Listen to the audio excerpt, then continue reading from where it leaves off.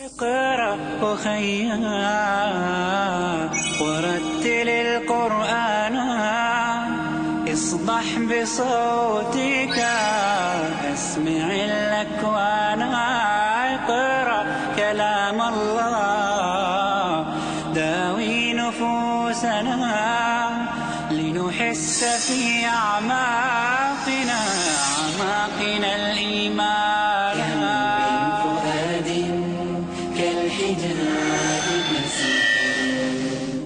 فإذا وعى القرآن حينا كم من فؤاد كالحجارة مسودا. إن الحمد لله نحمده ونستعينه ونستغفره. Indeed, all praise is due to Allah, and as such, we should praise Him. We should seek His help and seek His forgiveness. وَنَعُوذُ بِاللَّهِ مِنْ شُرُورِ أَنفُسِنَا وَمِنْ سَيِّئَاتِ أَعْمَالِنَا. And we should seek refuge in Allah from the evil which is within ourselves and the evil which results from our deeds. مَنْ يَهْدِهِ اللَّهُ فَلَا مُضِلَّ لَهُ. Whoever Allah has guided, none can misguide. وَمَنْ يُضْلِلْ فَلَا هَادِيَ لَهُ. And whoever Allah has allowed to go astray, none can guide. وَأَشْهَدُ أَنْ لَا إِلَهَ إِلَّا اللَّهُ وَحْدَهُ لَا شَرِيكَ لَهُ. And I bear witness that there is no God worthy of worship but Allah, who is alone without any partner. وَأَشْهَدُ أَنَّ مُحَمَّدًا عَبْدُهُ وَرَسُولُهُ. And I bear witness that Muhammad was his last messenger and slave. In the previous episode of our series on the 7 habits for raising good children, that is, good Muslim children, we looked at the first 4 habits. Before looking at the first habit, we spoke about the importance of making certain choices before the child even is born. Among them, it's choosing a good husband and a good wife. The first of the habits was to make dua or supplication for righteous children, as those before us did, mentioned in the Quran. The prophets and those around them prayed for righteous children. The second habit that we spoke about was that the children have a right to righteous parents, that their parents be of the muttaqeen, those who have taqwa, who fear God, who live righteous lives. They have the correct concept of God, and they apply the principles of Islam in their lives. The third habit was that the parents, being righteous, also exhibit a good example for the children, that the children learn from the parents. So how are the children to be raised properly if the parents cut corners? They give bad examples to the children. It's essential that the parents be the best example. The fourth principle was attachment parenting, that the child be given its right to breastfeeding. Instead of being given a bottle or a pacifier or whatever, the breast is there. And that's what should be given to the child. That's the right of the child. It's only for a period of time, 2 years, and then end of story. So during those 2 years, they should have the right. God created the breast for the child, so why deny them, giving them a bottle with bottled milk, which doesn't have the kind of material that human milk has? It's incomparable to human milk. It's only used and should only be used as an act of desperation. That's the only thing left, only option left. Now, the fifth habit is connected to education. That it's the right of the child that they be educated Islamically. That's their right. That they be given a solid Islamic foundation in education. That aqeedah, belief in God and everything connected to it, this should be instilled in the children right from the very beginning. They should be aware of Allah If possible, let the first word that they utter be Allah. They should be conscious of Allah. When they're being talked to, things are explained to them relative to Allah. So we should try to instill in them a love for Allah and at the same time a fear of Allah's displeasure. We should talk to them about heaven and hell. Some people think, why not? Why put this on kids? You know, this thing of hell. Maybe heaven, okay, but hell, punishment, fire, and all this, you know, scary stuff. Don't tell them. No. Why? Why should they not know the consequence? We're hitting them if they don't do what we want them to do. I mean, they're experiencing something of hell in this life. They understand what it means to be hurt. So, to let them understand in the overall sense that we try to do the right thing and the good thing to avoid a punishment to come. This should be instilled in their minds.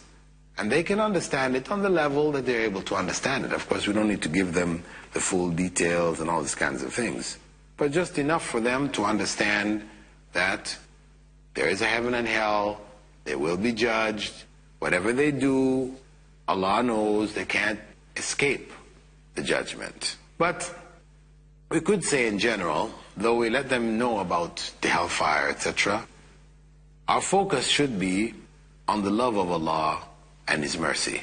And that should be the overwhelming elements that we should speak about when speaking about the life to come.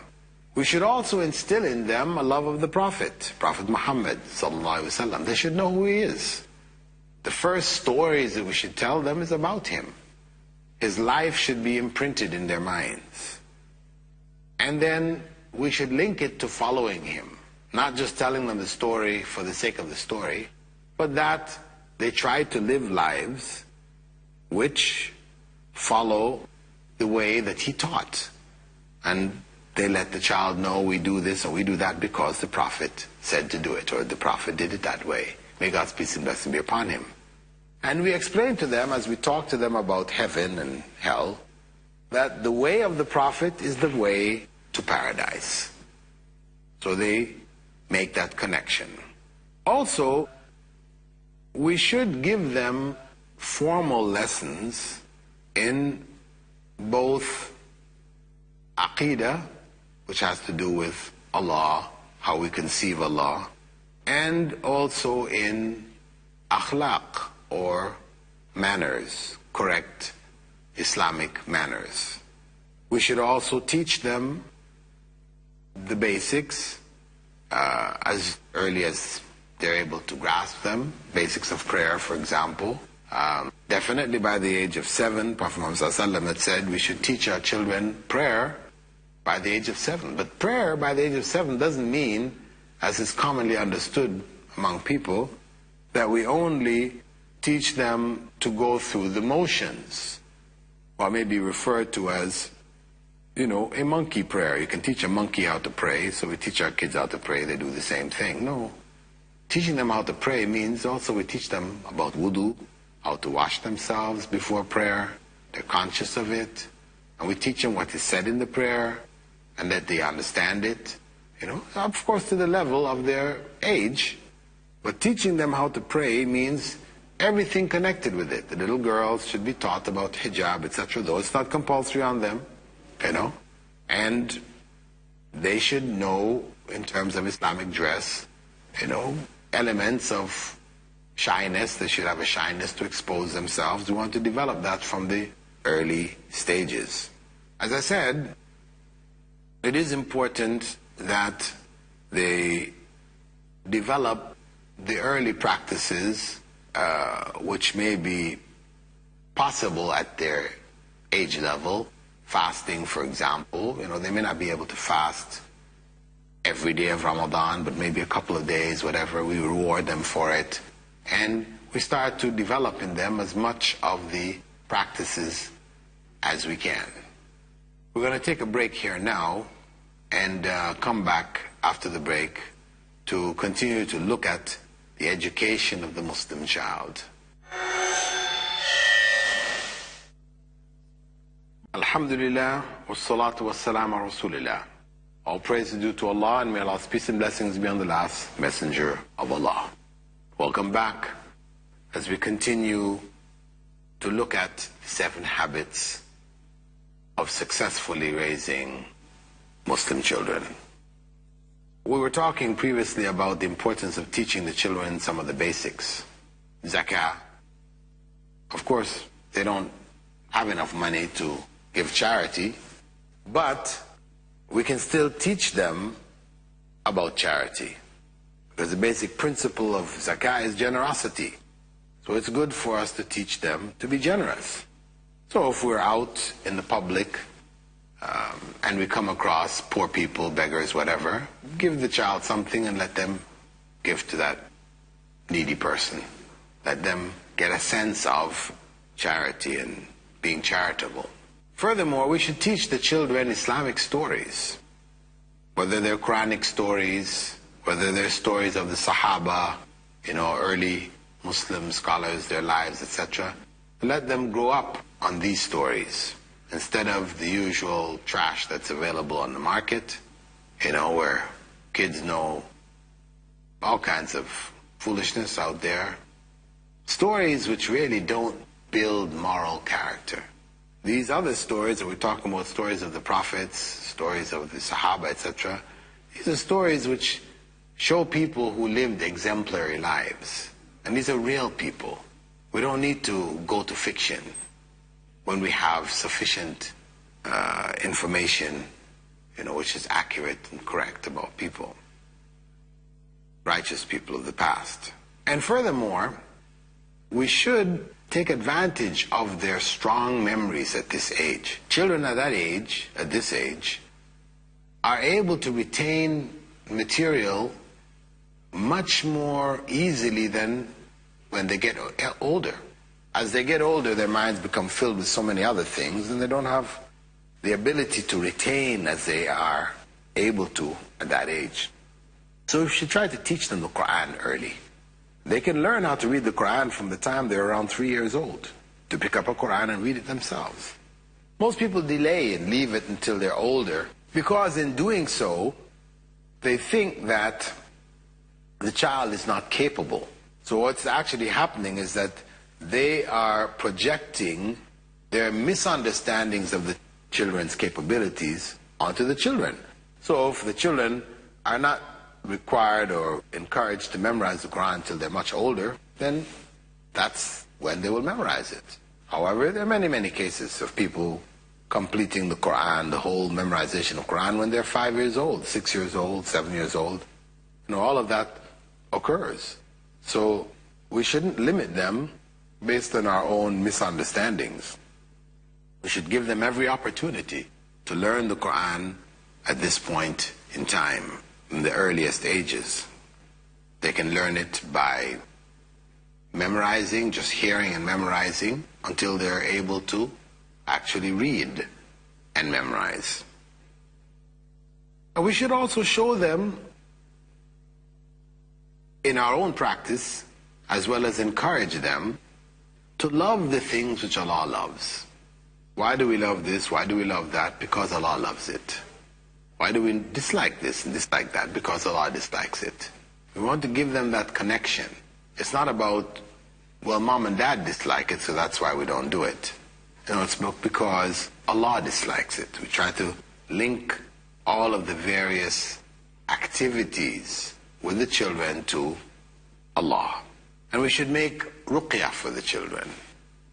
That is, we teach them before going to sleep at night that they say the 3 quls. Of course, this is where they're able to memorize these and say them and explain the meanings to them.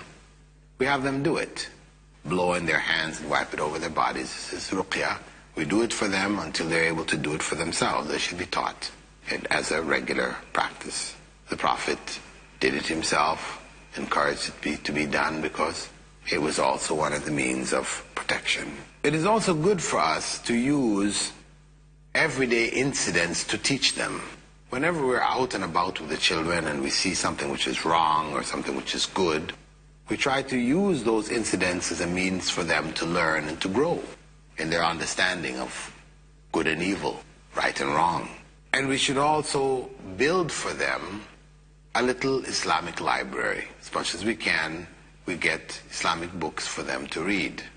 And especially in Arabic, we want to encourage them at the early age to learn Arabic, because actually these small kids, ages 1, 2, 3, and so on, so they're capable of learning 2, 3, 4 different languages at the same time. You have many cases of this. So we shouldn't restrict the children's exposure to other languages and to reading, learning, based on our own misjudgments or based on our own laziness or negligence, etc.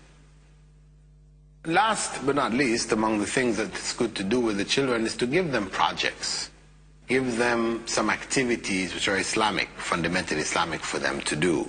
So they get a sense of responsibility, of trying to fulfill something, and we try to connect as much of what we do to Islam itself. Now, the sixth method, or sixth habit, is providing for the children a positive Islamic environment. Because on one hand, we want to educate the children. We said we have to be good examples for them, and we want to provide information for them. At the same time, the environment, the household environment in which they live, should be a peaceful environment. If, for example, husband and wife have conflicts, they shouldn't do it in front of the children. Better to do it behind closed doors, and of course conflicts will occur in family. But it's better for the children to see, the girls to see mother being obedient to the father, and the boys to see the father, being just, being kind, being understanding to the mother. So the best parents being on the best behavior, this is very important, because that creates a positive environment for the children to learn from and to grow up in. Among the things that the parents need to do in terms of providing a good environment for them, for the children, is that they must be consistent in how they deal with their children. There should be an agreement between parents that one doesn't do one thing and the other does another, because the child quickly learns that, okay, if mom doesn't agree, then dad might, so they run to dad. There should be that consistency, that they feel that what's right, both parents stand behind it, what's wrong, both parents oppose it. The environment of the home should be as Islamic as possible, in the sense that the Quran should be read regularly in the home, along with the children, by both parents. They should see it, hear it, whether it's on tape recorder or CDs or whatever, or them actually reciting it. And then people who come to the home should be, and for the most part, religious people also, who will bring their children who are religious, and that's the environment that the children grow up in, playing with other kids who are themselves, religious, or from religious homes. So they don't see the worst of behavior, as much as possible. One shouldn't keep in the home non-Islamic magazines or books, things which the little children may pick up and read without you realizing it, seeing and learning what is not really appropriate. The internet, now children are getting on it quite easily, quite young. This has to be monitored. They shouldn't be left on their own, because they can easily be sucked into corruption on the internet. We have to also teach the children, as we teach them right and wrong, they should know that simply because somebody does wrong, it doesn't mean you don't like them or you don't do anything with them, They have to get that balance. They should know, on one hand, know right and wrong, but at the same time, they have to develop a sort of sense of tolerance, because for the kids, black and white, things tend to appear just black and white. This is wrong, so you really don't have anything to do with that person. But that may be in your family. You may have family members who are doing things which are wrong, and there should be a relationship between the child and the family members. The other thing when we speak about the positive environment, that could involve removing from the environment other negative factors. The environment, not necessarily only of the home, but external environment. The school that we choose for the children to go to, it should be an Islamic school. That's the right of the child, that they get their education, their formal education in an Islamic environment. So we should go out of our way to ensure that the children get that foundation. And of course, the television, back in the home as well as outside the home when we visit other people, we have to be in control of it. And if we can't control it, the children have access to it freely, then it's better not to have it. Or only turn it on when we're around. Very, very important, because like the internet, the television has good material, but it also has a lot of corruptive material which will damage our children. We want to raise them well, we want to raise them as good Muslims, then we have to be in full control of what happens in the home. The seventh habit is the disciplinary system that we institute in the home. It shouldn't be one of beat the heck out of the children, whenever we get upset. Otherwise we're loving and etc., but we just are inconsistent in our dealing with them. They should be handled in a consistent manner. We don't hit them out of anger. We hit them as a last resort, when they've done wrong. We try to use the timeout principle, isolating them when their behavior is not appropriate, as a means of controlling their behavior. We also add a lot of positive reinforcement, support, admiration, praise when they do well. We don't just deal with discipline from the negative perspective. We try to bring both sides. With these principles, we do have a chance of raising good Muslim kids. And we should try to implement them to the greatest degree that we can. But dua, calling on Allah, seeking His help before, during, and after is something that we should never forget. We have a duty as parents to raise good Muslim kids. I ask Allah to help us fulfill that duty. With that, I bid you all farewell. Assalamu alaikum wa rahmatullahi wa barakatuh. اقرأ أخيا ورتل القرآن اصدح بصوتك اسمع الأكوان اقرأ كلام الله داوي نفوسنا لنحس في أعماقنا الإيمان كالحجارة قسوة فإذا وعى